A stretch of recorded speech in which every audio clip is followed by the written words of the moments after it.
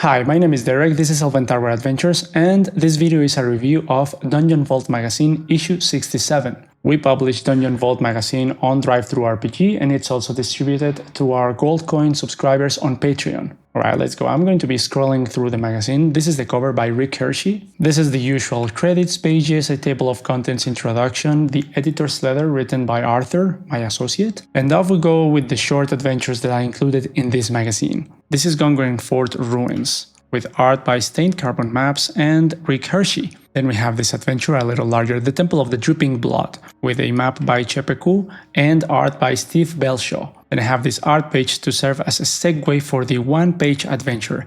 Now, this is a map that I drew on a time-lapse. You can find that video on our channel. It's got a narrated explanation of how I illustrated this map and how I wrote this adventure. Some commercials. Then we have some random tables for stuff, like random stuff that the NPCs can do in an adventure. Next is an interview with Conflux Creature. In this interview, Isaac shares some information and insight on how to create cool stat blocks for Dungeons & Dragons 5e. Terror in the Sewers is one of the coolest adventures in this magazine. It's got this amazing map by yours truly, if I may say so myself. And as you can see, with this magazine, I am focusing on having stuff on the page look amazing. I like nice layout, I like stuff that looks interesting to see and inspired in Valentine's Day. We have the cover feature with the nymph, a succubus kind of creature, and this satyr. In each issue of Dungeon Vault magazine, we also include a larger adventure, and this is the case for The Eye of the Aboleth. It's got detailed descriptions for the main NPCs of this adventure, this marvelous artifact, the Eye of the Sea,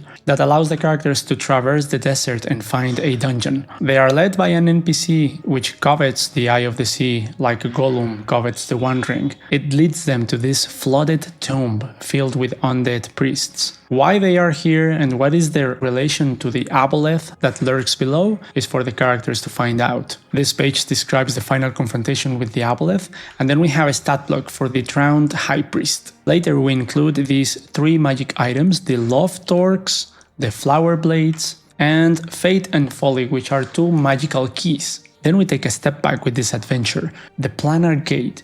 It features an isometric-like perspective map by Perplexing Ruins, and while it is a dungeon with 3 encounters, the 3 fake guardians that guard this dungeon and the planar gate, they all pose a significant and interesting test to the characters. Only one of them involves a battle. The other 2 tests involve other kinds of abilities.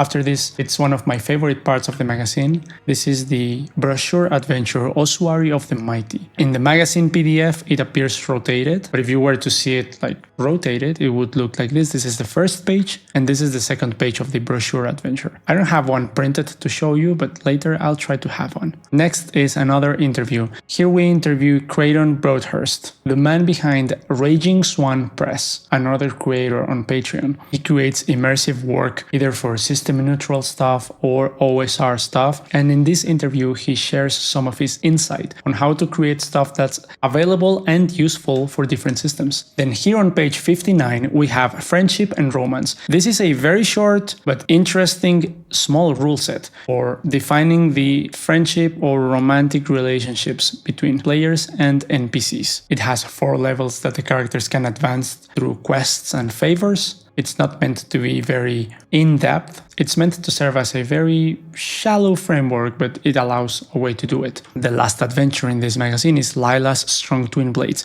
It features an isometric map by Arthur, my associate. I really like how this one came out. It's about a tomb where people believe are Lila's strong, fabled twin blades. However, the characters will soon discover that these blades are nowhere to be found, and no one knows where this legendary hero was interred. Last but not least, we have a variant of the famous creature, the Coatl, the winged serpent. It's got this version of the Coatl, we called it the Stormbound Coatl. It is a more primal version of it, like an element infused coatl. And then we have this ad for our YouTube channel, which you are watching right now, the legalese page, and our thank you page. And that's it. This is Dungeon Vault Magazine number 67. It's been running for years, and we are very proud of our work on this digital product. You can get it on TTRPG, there's a link below in the description, but our preferred method of engaging our audience is through Patreon. On the gold coin tier, you get access to this monthly publication. So if you like Dungeons and Dragons and you like supporting indie creators, you have a knack for creativity, awesome cartography, and good layout, we invite you to join our Patreon page. If you're not sure about taking the plunge just now, we have a free tier on Patreon where we also share monthly stuff all the time for our free members, which we value very much. Thank you so much for watching. My name is Derek, and this is Elven Tower Adventures.